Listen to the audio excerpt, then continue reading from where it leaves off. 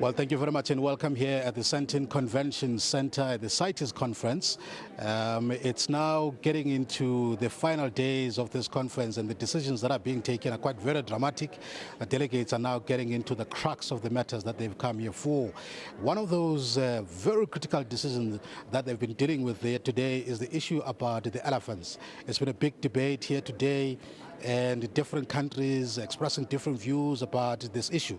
The issue, of course, is whether there should be a total ban on the trade of elephants, including ivory, all over the world. As we know, currently some countries are allowed to trade on elephants because it's been listed on Appendix 2, but now there's been a proposal that says all of these elephants should be listed on Appendix 1, which means that there should be no trade whatsoever that happens on elephant. Now, the debate ensued. There are countries, especially in the SADC region, who are now forming a bloc to argue that they should be allowed. One of these countries is Zambia, which put up a very strong argument asking, how is it possible that countries who do not have these animals that we're talking about, they don't even have these animals, but they are dictating here to countries who actually have more. They actually have access of these animals. How is it possible that they should come here and dictate? Let's take a listen to this clip. Zambia also fails to understand the basis of the proposal by countries that do not have a lot of elephants and have not demonstrated or put in place efforts to address poaching in those countries. Such parties need to come to this and future CITES conferences with proof of success in their efforts or statement of areas needing assistance, instead of going the easy way of blanket listing all elephants into Appendix 1. Our advice is that they need to invest in elephant conservation and not sit back and punch holes in other parties' efforts. They must combine resources to improve their populations if single efforts fail. And it shouldn't be acceptable that the African in the rural communities must suffer because children elsewhere must enjoy elephants as toys in their playrooms. Very strong views that are coming from Namibia, and then after that, it was Namibia.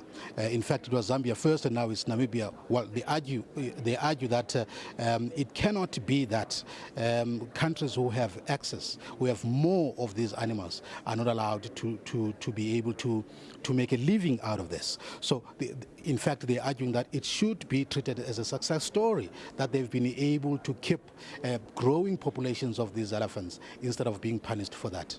Let's take a look at this clip. CITES has similarly failed to interrogate this pertinent question. Such an unjustifiable act should be avoided by all means, else our ill-informed decision will have such serious consequences in conservation. We might suffer serious losses of our gains in conservation.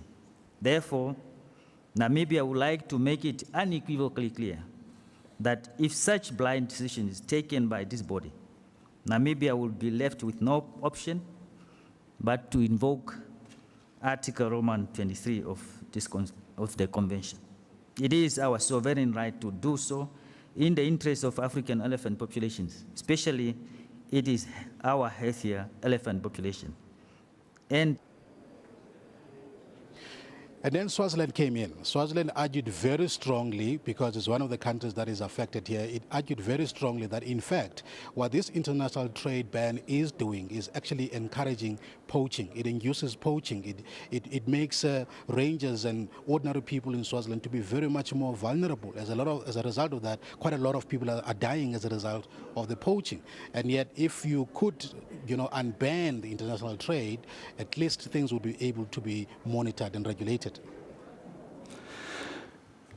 Rhinos and rangers continue to die under the CITES ban.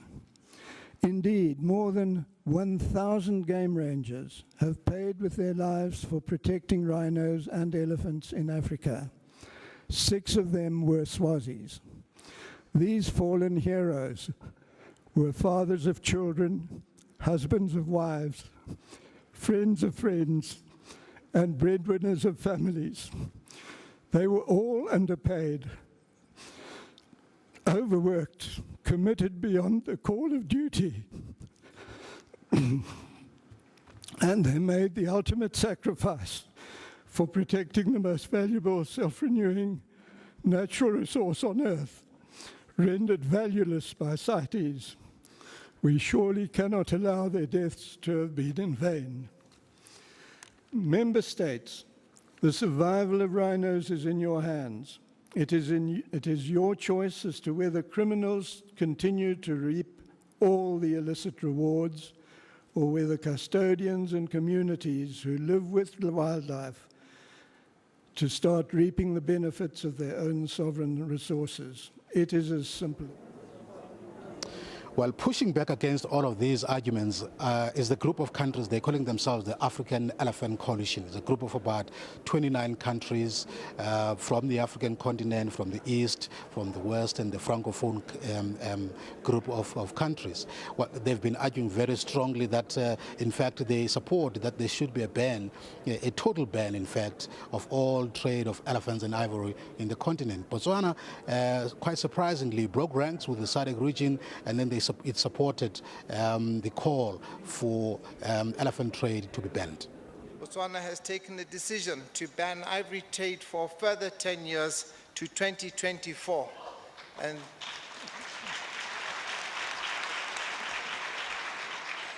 I thank you, and therefore urges caution on stimulating the legal ivory trade through the discussion of further trade at this time, when it is obvious that elephants are facing severe challenges from poaching.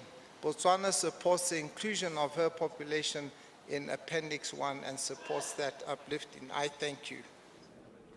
Very interesting discussions indeed. Let's now get a sense of the voting that has taken place inside here. I am joined by Mr. Ron Thompson, who is from the True Green Alliance, an NGO that has an interest in these issues.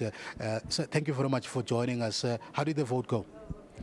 It didn't go in the right way that Namibia wanted it to go and that Zimbabwe wanted it to go, and that is they wanted to trade in ivory, and they have got big stockpiles of ivory. But they also want to do it on a sustainable basis and an open basis on the international market. And everybody voted to say no, they couldn't do that. And it really is a big circus in there. You have got a situation there where you have got, in terms of elephant, you've got 37 states in Africa known as the elephant range states, and they are the people who are looking after the world's elephant populations altogether. And the voting is done by including themselves another 145 non-range states, that is people from Alaska down to the bottom end of South America, all over the world, who have got no elephants. Many of the delegates have never seen an elephant, and yet they're making the decision, according to the votes that they passed, to tell us in Southern Africa what we should do with our elephants. And to me, that is absolutely disgusting. Right. I sense here that there's quite a lot of anti-trade sentiment in all the votes that has been going on. Is, you know, the group that is anti-trade always wins. The group that is anti-trade is what we call the animal rights movement, and it is their purpose in life to abolish all animal uses by man, and that we should all eat cabbages instead of having braaivleis on a Saturday afternoon. And they solicit funds from the publics of the world on the basis that the African elephant is facing extinction. This is what they tell everybody, but that is not true. And on that lie, they generate funds, huge amounts of funds. The International Fund for Animal Welfare, I believe, earns somewhere in the region of $200 million a year. So we're talking about big money here. And they are in there to make sure that the votes go the way they want them to go, and that is abolition. They don't want anybody to make money out of wildlife. So thank you very much for your time. Okay. Well, That's a very big elephant debate that's taking place at the CITES conference. It's quite amazing how politics are actually dominating what it should in fact be about wildlife. And most of the debates and the discussions here are driven by different politics coming from different regions, and the issues about economics of those countries who are dependent on tourism, and with the wildlife being a central part of that tourism industry. This is what we've been experiencing throughout this couple of days since this conference has started. It's going to be interesting to see how issues turn out, especially now that they're going to be debating another very controversial topic about the rhinos, and to see how that is going to be decided. But we are all here watching out for these developments, and we'll bring them to you as they come. With that, it's back to the studio.